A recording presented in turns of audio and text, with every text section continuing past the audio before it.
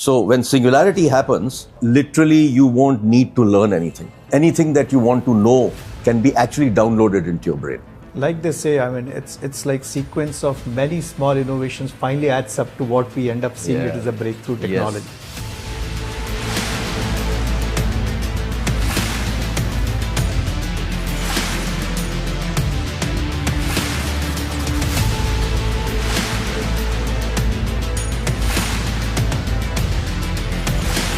Today we have technologies of the gods, right? And something seems to be coming from the future, but we have mindsets from the medieval times. Most scientists are not used to taking targets. They are very happy writing papers, but they're not happy creating products. So that's the change that we are bringing in National Quantum Mission. When we launched it with all the scientists sitting in a big hall, the first thing I said, guys, you got to change. We promoted the whole idea of startups, and we created a startup program in quantum which is unheard of in government. And therefore, to protect ourselves in future, for technology sovereignty, we need to have a full software stack. The world is no longer about how many armaments you have. The world is all about what technology you know. Right. And the wars will be fought with technology. Economics is guided by technology. Combination of AI and quantum is going to be the biggest breakthrough that you can think of. Because AI and quantum together will actually solve many problems of the world than either quantum on its own or AI can solve. So what we are doing in the National Quantum Mission is coming out with a policy and telling people, be prepared for the quantum era, make yourself quantum secure. Absolutely. So quantum security is going to be the highest level agenda for the country in my mind. And what I tell every engineer that I meet, don't be satisfied with the engineering that you are trying to do today. I call it having a range.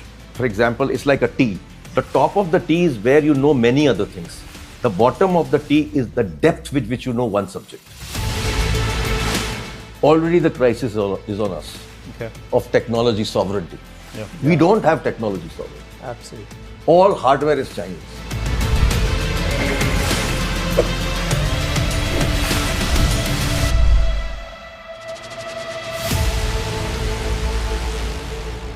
So, Dr. Chaudhary, it's a privilege to have you at Clearing the Brow.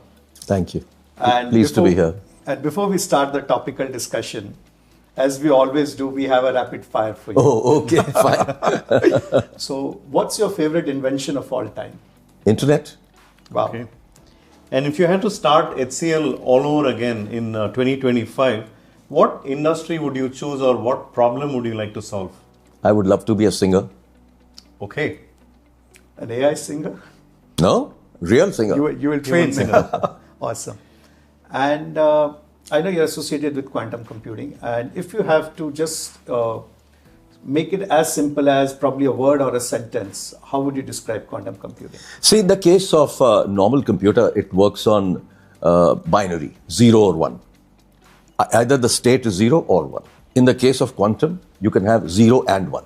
So what that does is that it makes it much faster for specific applications. Quantum is not used for classical work like accounting, etc. It's meant for drug discovery and climate change, etc., etc. So, like more advanced applications. Awesome. What excites you more, 1000-qubit quantum computer or an AGI breakthrough? I wouldn't be satisfied with a 1000-qubit computer for quantum. I would like to dream about 500,000. Wow. Okay. And the boldest tech prediction that you're willing to make right now? Singularity. Singularity, for those who don't understand, is that at some stage, the futurologists are predicting that the computer and the brain will join together. It's also called AGI and AI, Right. but it's way beyond AGI.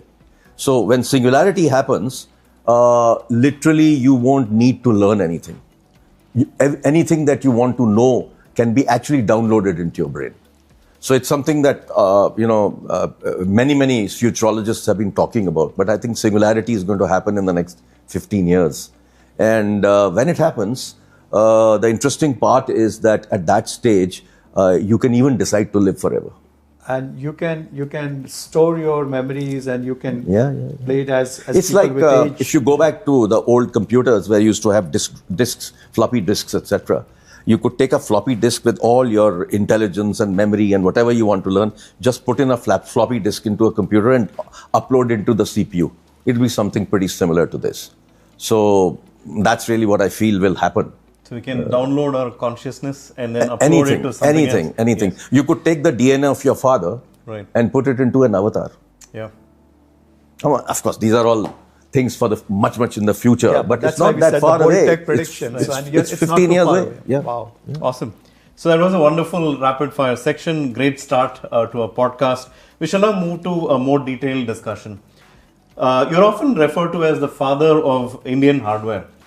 Looking back at HCL's beginnings in 1976, what was the biggest leap of faith you and your co-founders took, right? And how did the philosophy of aspiration is greater than resources, how did that guide you? Well, basically, microprocessor was just making its appearance. And we felt if we took the microprocessor, we would help change the world. So that's what our dream was. And as we went forward, one of the things that happened was that this whole concept of A is greater than R is something that my guru, Dr. C.K. Prahlad, taught me in his class. And what that means is that if you have the aspiration, resources will happen. Right. Which is actually the story of HCL. What did we have when we started? Nobody knew that what a startup was. All we had was 1.86 lakhs among 6 of us. And what have we created? A $14 billion global corporation. So that is A is greater than R. Awesome. And from building microcomputers in 1970 to witnessing AI today, how has your own definition of breakthrough technology changed and evolved over a period of time? See, the breakthrough technology is actually a dream, or in a manner, something that I can't even imagine today. But I would say that singularity, which I talked about earlier, is going to be the biggest breakthrough for the world. Because when a lot of these kind of things will happen, we will be able to overcome disease. We will be able to have literally a nanobot enter our bloodstream and fix any problem that we have in any of the cells. So these kind of things are likely to happen, and this is something that really fascinates me, because these kind of things have not been thought of till now, but it will happen. And as some of the futurologists say, you may have to sometime take a decision once all these things happen, whether you'll want to live forever or not. That decision, I think the next generation will be able to take. At my generation, I won't see that. But next generation, they will have to seriously think whether they want to live 150, 200, 300 years. Like they say, I mean, it's like sequence of many small innovations finally adds up to what we end up seeing it as a breakthrough technology. Yes, and exactly like what you're saying, we are seeing each of those building blocks which will lead to eventually the similarity which you're talking about. Correct. And I heard this quote somewhere that today we have technologies of the gods, right? And something seems to be coming from the future, but we have mindsets from the medieval times, right? So I'm going to switch gears a little bit to talk about maybe challenges that we have that we need to overcome to be able to see that vision. So as the chair of National Quantum Mission, and you spoke about what quantum computing is, you are leading India's push into the second quantum revolution. Maybe a little bit of background on what was the first revolution and what is the significance of the second revolution? What challenges do we have to overcome? See, the first generation was literally classical computers. And the second generation of quantum was very much around physics. And quantum is actually defined as spooky physics. You really don't know what is going to happen to a particle. A particle could be sitting here and communicating with a particle sitting in China. And no issues. So this is really what is quantum mechanics and quantum technology. Now, when I look at the next generation of what we are trying to do from the quantum mission, is that we want to create many products. And the biggest challenge that we face is that we have to get it delivered through scientists. Right. Now, we have close to about 750 scientists in quantum technologies today in the country. And the quantum mission is actually given them specific targets to achieve. 1 year, 2 year, 4 year, 5 years, 6 years, 7 years. My challenge that I feel is that most scientists are not used to taking targets. They are very happy writing papers, but they're not happy creating products. So that's the change that we are bringing in National Quantum Mission. When we launched it with all the scientists sitting in a big hall, the first thing I said, guys, you got to change. You need to think about products rather than writing papers. Now, this challenge still remains. I'm very concerned that this particular mindset is not yet there. And it's something that I want to keep pushing. Right. So the science meets technology and possibly products and business models. Yeah. And ultimately, that's when it becomes usable. Yes. Yeah. You can't stay. I mean, in our technology business, we call it, TRL1 to TRL4 to TRL9, technology readiness levels. Yep. So most scientists in the world will take you from TRL1 to TRL4, TRL5. We want to go TRL9 and have a product in the market. Right. That's what is important. Humanity is not going to get the benefit of computing or quantum unless we actually create products. Right. But like you just said, sorry, another question that I have is, obviously scientists are doing what they're doing, but you are pushing them to think of how these research can lead to a product creation. Yes. On the other side, you have set of people who have a good product mindset, but they do not really have a deep research insight. So while we love them to come together, but is there a way in which this can get bridged and this ecosystem can come there is together? a way of bridging it. For example, when we started the National Quantum Mission, I was very clear that startups have to be very much at the center of it all, in addition to scientists. Right. And therefore, because, startups will take risks and they will also do more innovation, faster. They'll be more agile, which is why from the beginning, we promoted the whole idea of startups. And we created a startup program in quantum, which is unheard of in government. So, for example, we give around 30 odd crores to each startup, up to 30 crores or 50 crores also. But against that, we don't ask you to ke aap apna ghar girvi rakh do. We say, okay, when you go for an exit, you give the government an opportunity to get the stock at 30% discount. So we actually overcame the objections of the finance department within the Department of Science and Technology, and they were very, very good about it. They agreed to this suggestion. And so it's a very unique concept that we've created. Now, when you want to marry industry and research, the best model is something that has been done in IISc by Chris Gopalakrishnan. Right. He's created this Brain Research Institute. Yes. And what is that? That is fundamentally a concept that was created in Japan, which is called focused research organizations, where you actually bring industry and you bring research. They jointly work on a problem and go and solve that problem. Oh, brilliant. I think we will just get into another topic, which is a very hot topic globally. That's largely on the chip and semiconductor side. And I think we all know that semiconductors aren't monolith. So there are chains with 4 distinct links. And today in the global geopolitical scenario, each of the links today are sitting in different places, right? From chip design to, of course, the foundry and fabrication to packaging assembly and then testing. We know that India has a reasonably large talent. 20% of our talent is involved one way or other into the chip design. But I think what is broken is definitely on the fabrication to connecting it into the packaging and testing. Keeping obviously some of the concerns that we are going to live with. I don't think there is any quick silver bullet out of it. But how do you see India should look ahead, maybe next 3 to 4 years or 5 years, into building a reasonably strong ecosystem around all these 4 pillars?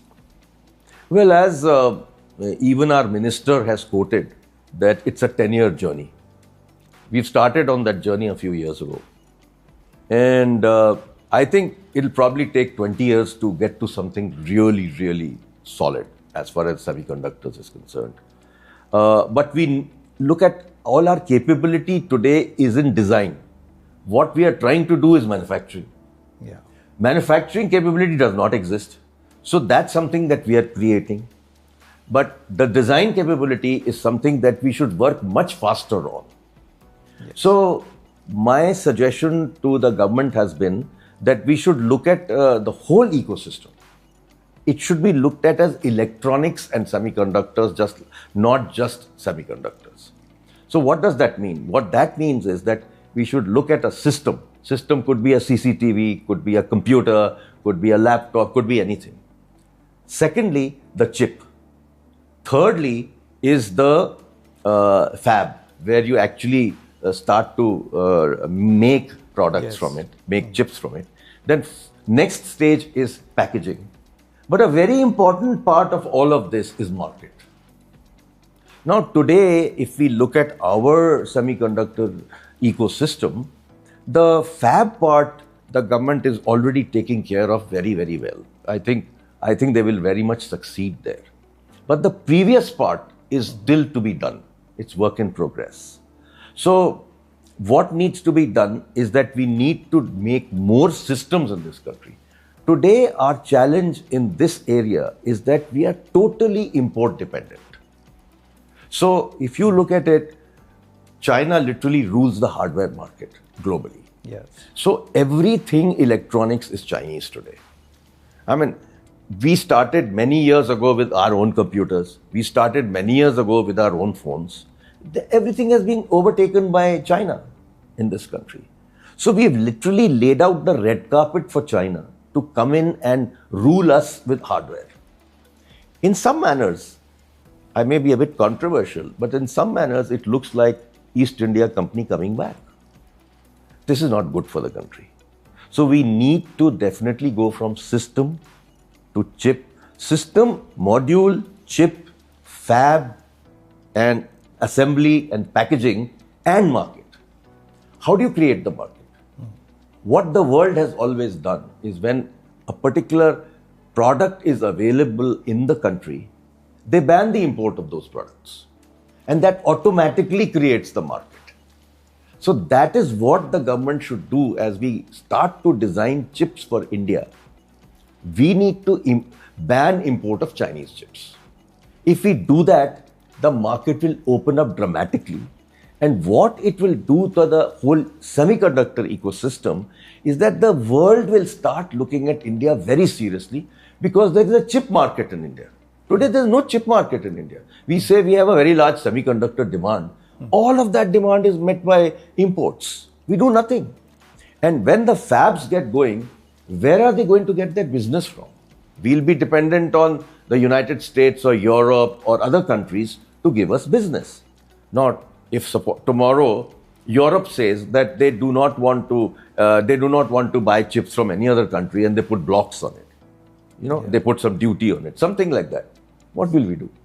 So I think to be technologically sovereign, we need to have a deep electronics industry from system to market. And this is one part of the story. Yes. The other part of the story is software. No, absolutely. And I fully resonate that before we make it for the world, first we make it for ourselves. Yes. Today, all our designers work for the world. Right. And they are therefore very, very good. They are designing NVIDIA, they're designing Intel, they're designing AMD, they're designing Qualcomm sitting here. And I've heard in your previous interviews, you speak about India developing its own Qualcomm. Absolutely. Right. And it's possible because we've actually already done it for others. Why can't we do it for ourselves?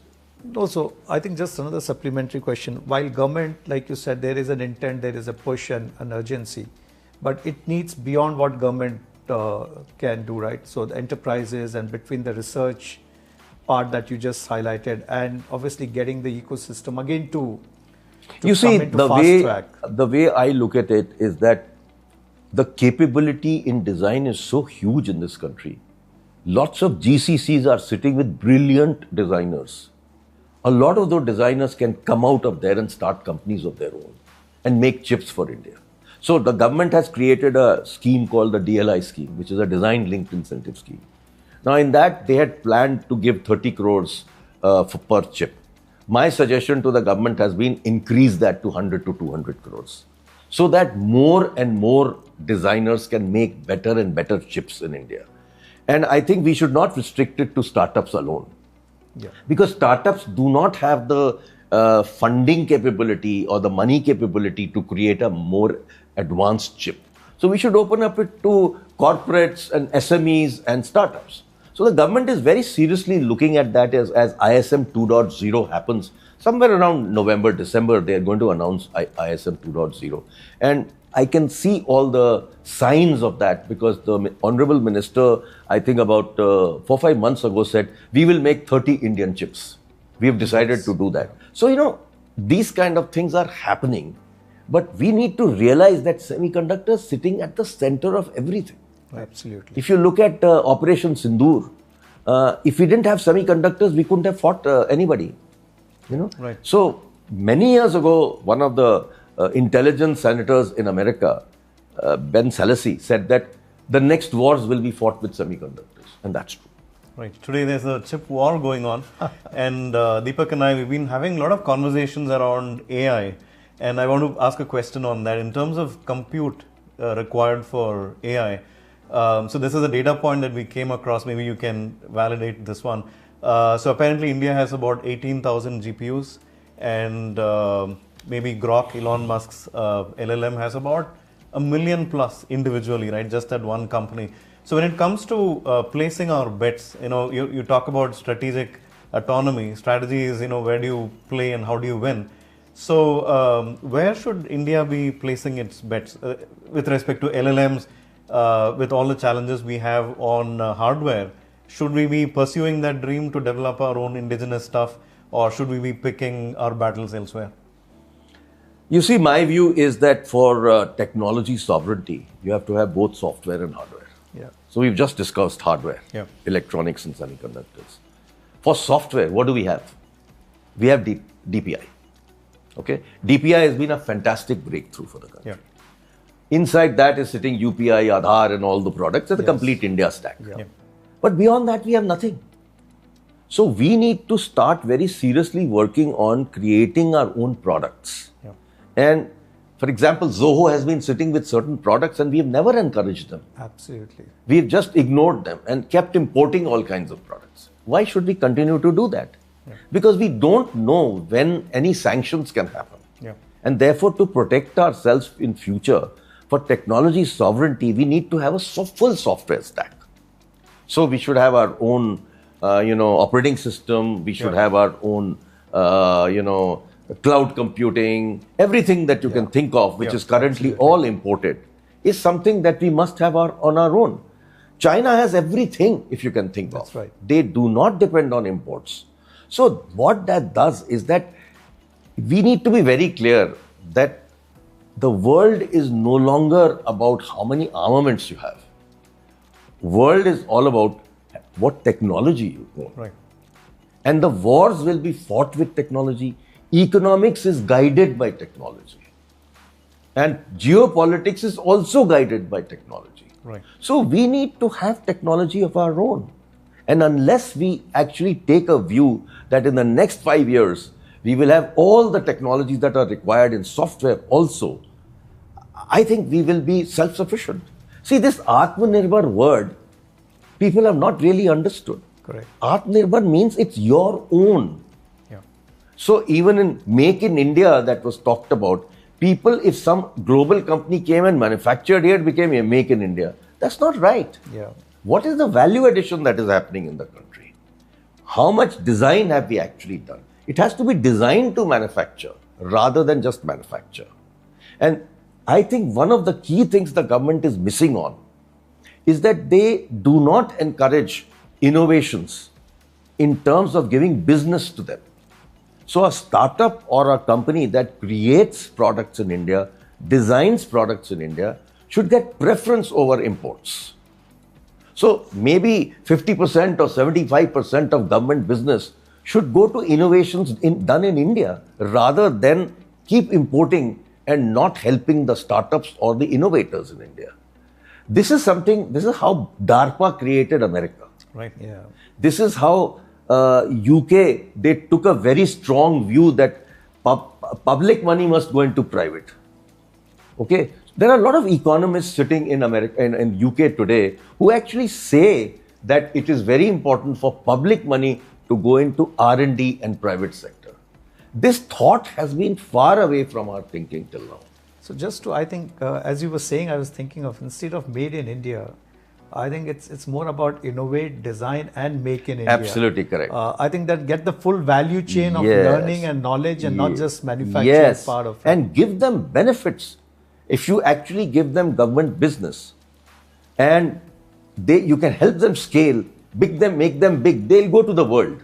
Yeah. We must take our products to the world. We can't just be sitting here and saying we'll make for India only. We don't want to be the factories of the world, either we can. Yeah. So I think the idea is how do we use our That's how China did it, you know. They initially they copied, they stole, they did all kinds of things. And acquired the capabilities. Now they are on Now they are designers, they are innovators. They are the product factory of the world. They are not the manufacturers of the world. Right. And one trend that we are picking up as well is how India needs to focus on R&D on the one hand, and the other on marketing as well. And to the point that you're making right now, we seem to be holding ourselves back on both of these fronts. Would you agree with that in general? 100%. As a matter of fact, our investment into R&D by private sector is pathetic. So some of us got together and went to the government and said, why don't you do exactly what the US and UK and other countries have done? Copy that model. Take public money and put it into private sector. So the good news is that the government has come out with this RDI scheme. And under RDI scheme, the Prime Minister said, I'll give you 1 lakh crore for 50 years interest free. Now that's much more than 1 lakh crore. Yeah. Now that is under implementation today through Department of Science and Technology. And they are the right place where it should be because they understand science and technology. Now what they have been authorized to do is to put money into private sector and don't ask questions if results don't happen. Risks will get taken. Some of them will fail, some of them will work. But the ones that work will make products for India and the world. And this R&D is something which is essential for us to take us away from the situation of $2,600 per person GDP to 20,000, 50,000. Today, America is sitting at 90,000. I mean, where are we? $2,600 per person GDP.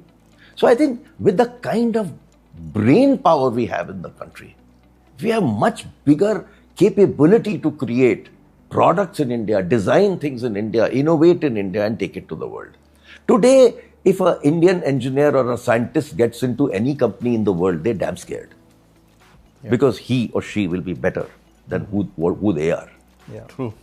But also just like you mentioned, government is encouraging private sector, but just like government insisted private sectors or all institutions put a certain part of their revenue into CSR, do you think through some policy intervention even that could be achieved where Indian enterprises also start to allocate some part of their revenues back into the R&D to be more future ready? It is something that is possible and the government can do it, but you could even start by saying out of the CSR money that you are putting away, make sure that 1% goes into CSR, 1% goes into R&D being done by anyone else, not necessarily yourself.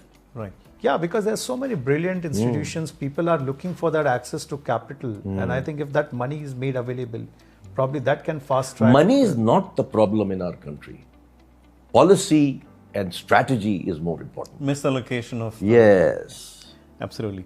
So the EPIC Foundation that you co-founded has enabled India's first LED driver IC and memory card production. So beyond these, what other disruptive applications of semiconductor innovation, what excites you the most in this area? See, EPIC was created with one objective, making India an electronics product nation. As simple as that. Whatever it takes, we will do. So we went and talked to all the LED manufacturers and said, why are you importing your chips from China? We can get it done in India. So we enabled that to happen. And we worked with a design company and worked with a manufacturing company. And today you have a driver chip that is being sold in India and sold abroad. So what we want to do is not just work on product creation.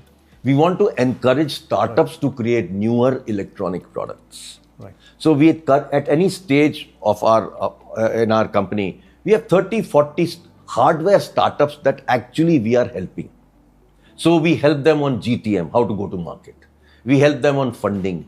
We help them on connections. Okay, do you know somebody in Mahindra's? Okay, yeah, we'll connect you to Mahindra's. So this is the kind of support that we are providing. But in addition to that, we are also working a lot on policy and regulation. So this strategy of product to market that I talked about in semiconductors and electronics is something that Epic has actually gone and presented to the government. And fortunately, the government was listening and wants to take it forward. And even about startups, for example, we've identified the pain points of startups. So what are the pain points of startups? Number one pain point is that when they get government business also, which comes not easily, but when they get government business, let's say one of my startups got an order for 11 crores from defense. The defense said, give me 9 crores bank guarantee. That's crazy. The guy doesn't have the limits for bank guarantee. How can he put bank guarantee? So the only way he can put a bank guarantee is put 9 crores in the bank and take a bank guarantee. That means he's actually using his equity money for a bank guarantee. So this is something that we are working on today. We are giving suggestions to the government how we can overcome this. The second point is, when the government gives them a lot of business, let's say they give them a 300 crore business, which some of my startups have got, they don't have the money to actually have availability of buying components and having credit limits, etc. They don't have credit limits available at all. So what we are saying is that we should make startups also have credit limits and create a model that's been created already for SMEs. Yeah. So why can't we use the same SME model for startups? Okay. So these are some of the things that startups today want to see happen. Example, ESOP today. ESOP today, the policy is not the correct policy for India. As a result of which, a lot of startups flip to the rest of the world because their ESOPs are much easier. Here, what happens with ESOPs is that when a stock is given to various workers in the organization, moment it gets vested, they have to pay tax. Right. They don't have the cash flow to pay tax. Yes. So what we are telling the government is that when they sell stock, that's when you ask them to pay tax, not when it gets vested. So these are some of the things that through Epic we are trying to actually promote with the government and get policies corrected so that the future is brighter for electronic startups. My first priority is electronic startups as far as Epic is concerned. Awesome. And I think we cannot leave a conversation without bringing AI back in the room. And I think as we are all seeing AI everywhere, I think one of the things is becoming extremely important is how AI is getting integrated into hardware, electronic manufacturing, sensors, edge networks, semiconductors, even from the risk of the cybersecurity, as we have been seeing the power stations and how some of these are becoming extremely vulnerable. So how do you see the roadmap of AI getting integrated into the hardware, electronics and the manufacturing side of it? See, AI is going to be a tool that we can use in anything that we want. We need to learn how to use it. Okay, that's what's required. Now, when I look at combination of AI and quantum, is going to be the biggest breakthrough that you can think of. Because AI and quantum together will actually solve many, many problems of the world than either quantum on its own or AI can solve. Okay, so let's say a drug discovery today takes 15 years. AI and quantum coming together maybe will reduce it to 4 to 5 years. Just imagine what the impact of that will be on the cost of drugs. Right. Cost of drugs is one part. Secondly, faster drug discovery means the companies can bet on more and more molecules to check out. Yes. So they can do more at the same cost and the same time period that was possible earlier. And personalization of medicine. Yeah. As well. Yes. So all these things will actually make AI and quantum very much part of our lives. If I look at 5 years from now, it will be quite big breakthrough that I think of when we look at the future. Even intelligent factories, sensors, the way we manufacture, produce things. I think a lot of those, I probably would see the factories of the future would look very different. And a lot of people just think of AI alone. I would like you to think about quantum as well. Right. Because you want cybersecurity, the best cybersecurity can only be provided by quantum.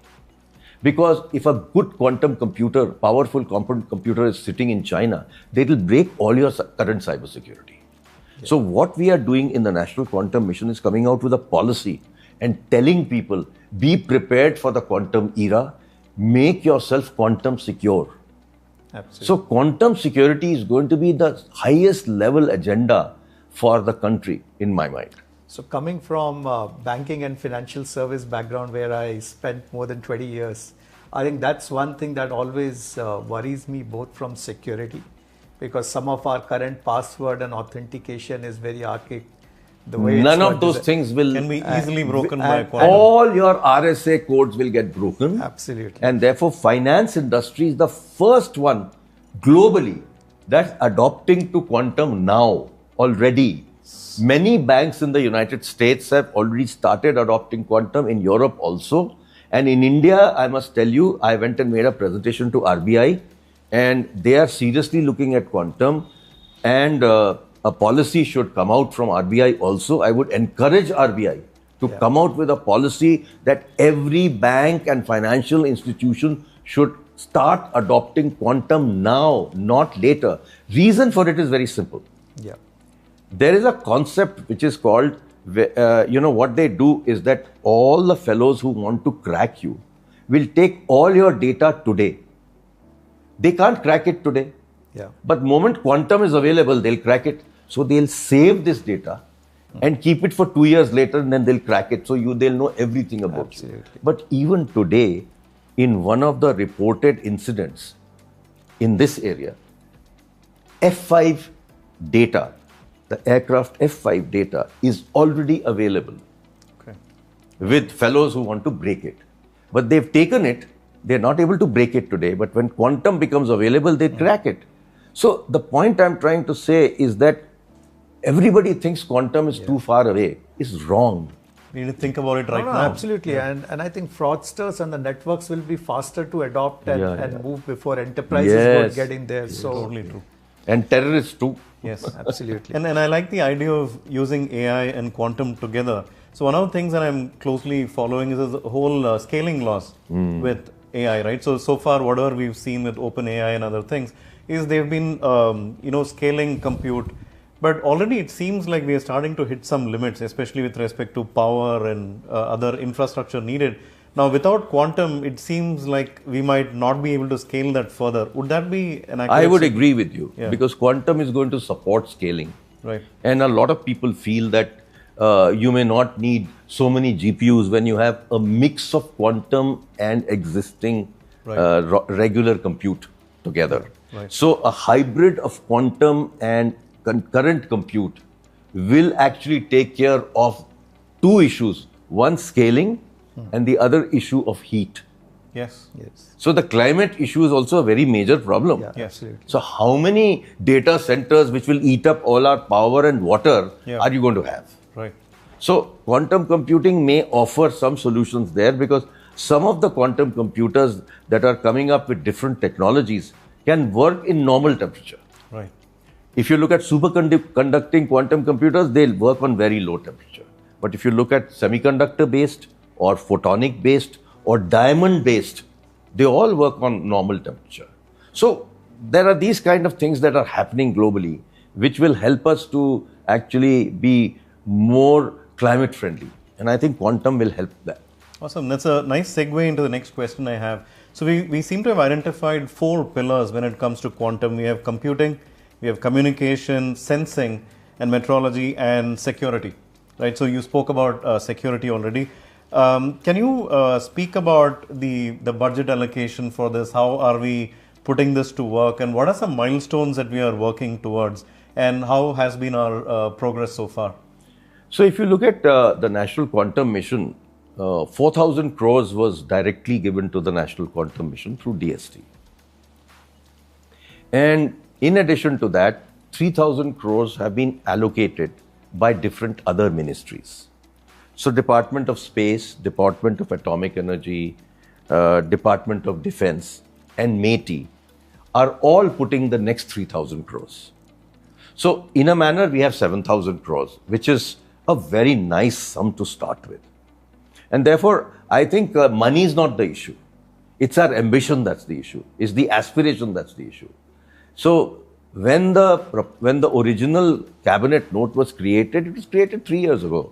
Many changes have occurred since then. That's right. But we are still working on the original targets that we had set for ourselves, because you have to work on certain targets that the government has identified.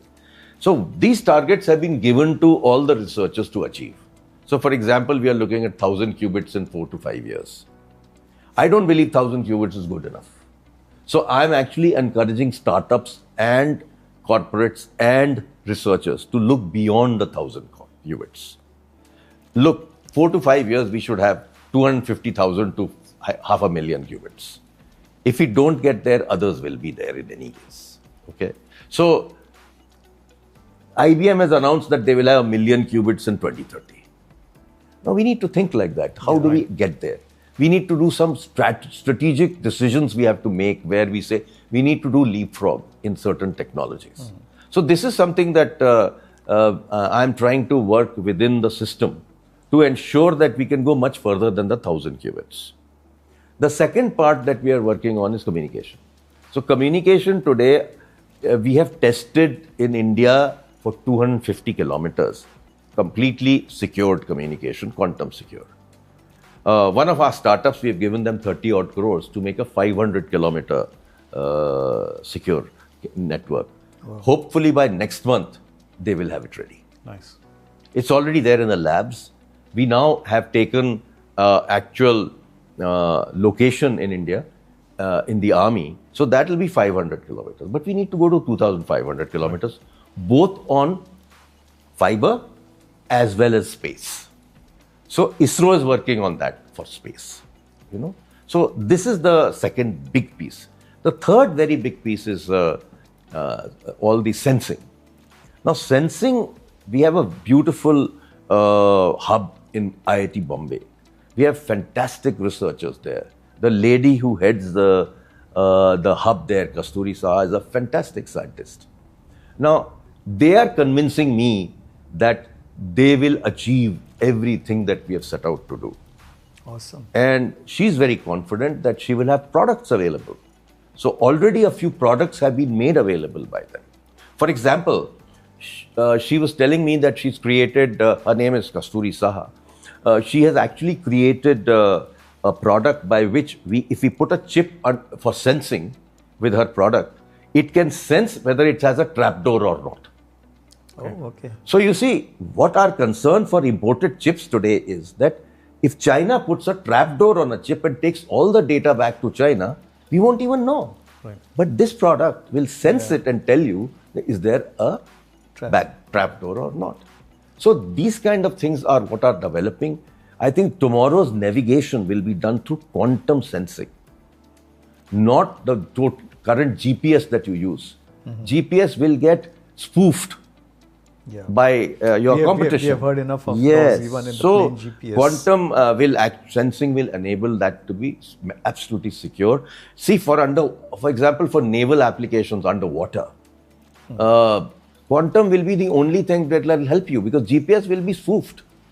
Yeah, I think it's an amazing insight, I must say. And I think as we are making progress through institution, government, policy, even the strategy, to accelerate this, we still need to get a vast human network of our talent to get directed. I think India did reasonably well in the earlier way, where we were coding for others, we were the back office to the world. But I think in this AI era, where we spoke about, where your research, patent, your IPs, thinking AI and quantum-led products and solution is the core. Yes, absolutely right. How do we prepare this talent pool? Because when you go to every single city, I think people have lived and they've lived in this space, right? But this world is changing fast. And I think this question is also to a lot of folks who are into tech industry across the country and beyond. When they are thinking about their career, they are thinking about reskilling themselves to be more relevant for the world that's going to be very different than what it is today. How should they be prepared and be thinking ahead? See, the story really starts in schools and colleges and the universities.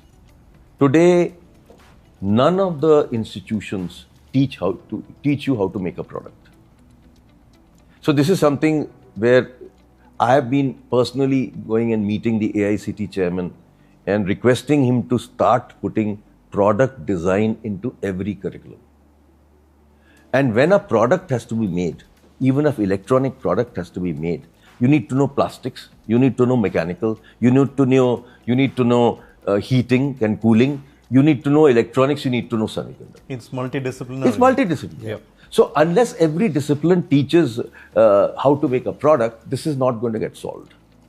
And what I tell every engineer that I meet, don't be satisfied with the engineering that you are trying to do today. I call it having a range, which as, for example, is like a T. Yes. The top of the T is where you know many other things. The bottom of the T is the depth with which you know one subject. So that range is required for people to understand the world is going to be multidisciplinary, it's not going to be single. Earlier, it went from specialization to micro specialization. All that era is going away. It's going to be an era where people will know more than what is required from their curriculum that has been taught.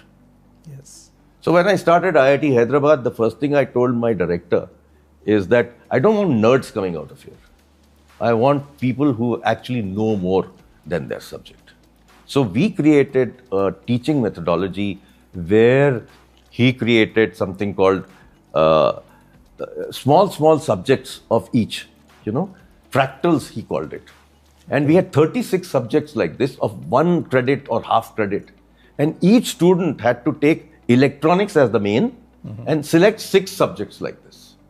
So that when they come out, they're not just nerds, they know more. Yeah. So connecting the dots, build your domain expertise in one, but you know how that connects. Yeah. It's like one of the famous things I had picked somewhere, that you can be an inch wide and a mile deep, Yes. or a mile wide and inch deep. But Yes. I think what you're saying is get the depth, but also combine Yes. it with the range width. is very important. Absolutely. Range is Brilliant. Very well said. Like the story about Steve Jobs and fonts that we have today that came out of his calligraphy class. Yeah. And that's a technologist getting involved in something artistic, producing an innovation. Yes. See, that's what AI is all about. Having all kinds of knowledge, which is not just simple mathematics or calculation. It's much beyond that. Absolutely. So, and deep tech and AI startups often face this long R&D cycles and high failure rates, obviously, right? And how do we build a culture that embraces failure and also this idea of patient capital? Like, what needs to change in the ecosystem to sort of help this flourish? See, that is where the RDI fund that the government has created will help. Because what they are saying is that we are going to make sure that it is more patient than what it was before. So there will be a 10,000 crores put away for a fund of funds, which will then go to VCs. And the VCs will be very clearly told that accept failure and accept the fact that it will need more R&D. Because R&D is the objective behind the RDI fund. But I think one of the good things that's happening now is that a lot of deep tech VCs are coming up in the country. People think there are 1 or 2. No. There are at least 20, 30 out there who are thinking like this and investing into patient capital into startups. For example, I am part of the Indian Angel Network Fund, and we are looking, we have put aside a certain amount specifically for taking risks. So let's say our fund is 750 crores, 150 crores we are putting away for long-term stuff. Deep tech is long-term. Deep tech takes longer in terms of R&D, and you have to take risks. No, so I think on the same line, you co-launched $150 million India UAE VC fund, and I think A lot of that is around deep tech, AI, and the research. And Yeah, the government did that, not me, but the government did that during the recent Semicon, where they announced a very large fund like that. And I think what I feel is that, as I said earlier, the RDI fund, the new VCs that are coming up now, all of these are going to help the ecosystem. And we must make it easier for more funding to come into startups by opening up areas which have not yet been opened up. Like globally, insurance companies and pension funds are opened up to invest into startups also. This is something that we have not done. If we open up that, there's enough funding available in the country. Look at the amount of money that is sitting inside insurance companies alone. True. So I think we cannot just remain dependent on global funding. We should have our own sources of fund also, and they are available. So if we do the right thing, we can do it. I think you are so active into this, and you are also seeing a lot of startups. Some you were just talking to us before we got onto the shoot. What are some of the interesting things you are seeing through the lens of meeting and connecting with many of these deep tech startups that you get to meet, mentor, invest in? No, well, there's a lot of excitement in AI chips. And there are some good companies that are coming up in the country. I can't name any of them because I am under an NDA with them. Sure.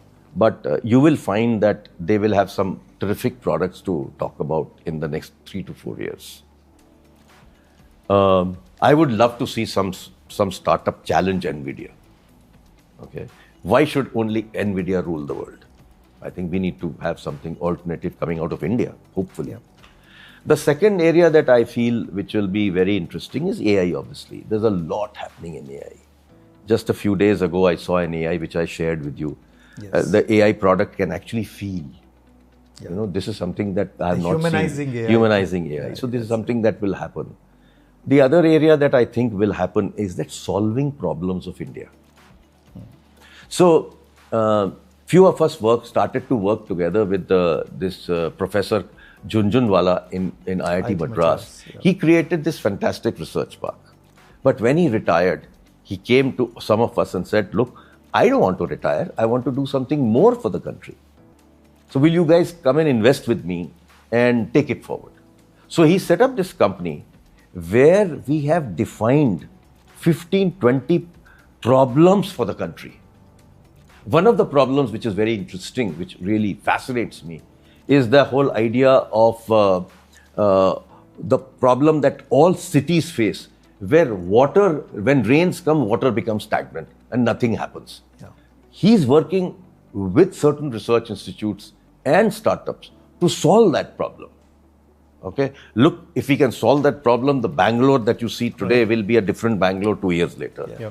You know, Gurgaon that we see today will be different. Yeah. See, you can't go and create more sewers all over the place. It's not possible in a big city. So all these kind of things are going to happen.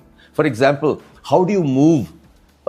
Today it takes 2.5, 3 hours to get from airport to Bangalore city. Why can't we solve the problem and make it in 20 minutes? These are all problems that we can solve.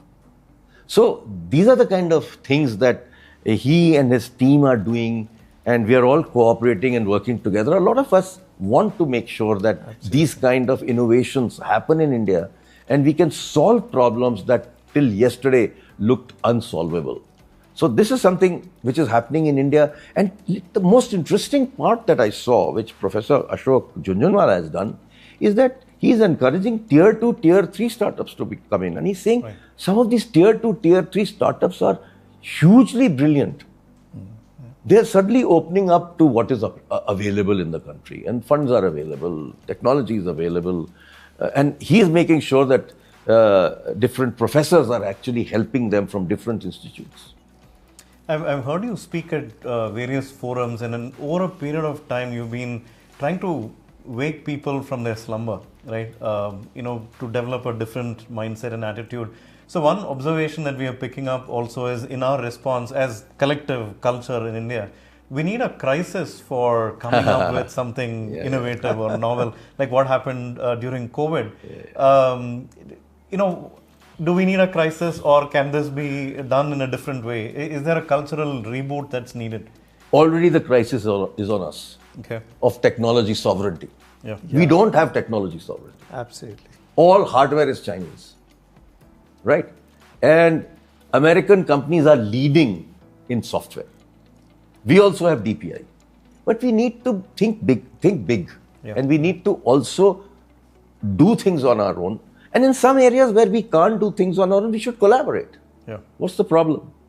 So that's the way I look at it. I think it's very important that we understand that crisis is there today. This crisis has to be looked at very seriously, and technology sovereignty is what is going to solve this problem.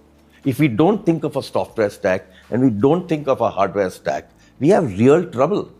Absolutely. I mean, software and hardware are two sides of the same coin. Right. And we need to have both. Right.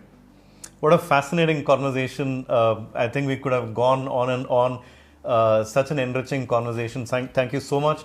You've seen many revolutions happen over time, from microcomputers to AI to quantum now. I'm really inspired by the energy you bring into every single one of those.